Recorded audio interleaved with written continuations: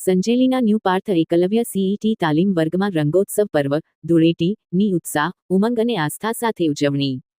સંજેલી તાલુકામાં આવેલ જય અંબે એજ્યુકેશન ચેરિટેબલ ટ્રસ્ટ સંચાલિત ન્યૂ પાર્થ એકલવ્ય સીઈટી તાલીમ વર્ગ સંજેલી કાર્યરત છે.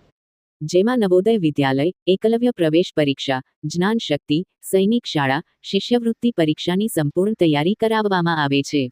સાથે સાથે અનાથ, અપંગ અને અતિ ગરીબ વિદ્યાર્થીઓને વિનામૂલ્યે માર્ગદર્શન અને તાલીમ આપવામાં આવે છે. જય અંબે એજ્યુકેશન ચેરિટેબલ ટ્રસ્ટના પ્રમુખ શ્રી અને ન્યૂ પાર્થ એકલવ્ય સીઈટી તાલીમ કેન્દ્રના સંચાલક શ્રી દિલીપકુમાર એચ મકવાણાએ તાલીમ વર્ગના બાળકો હોળી ધૂળેટી પર્વની સમજ આપી હતી.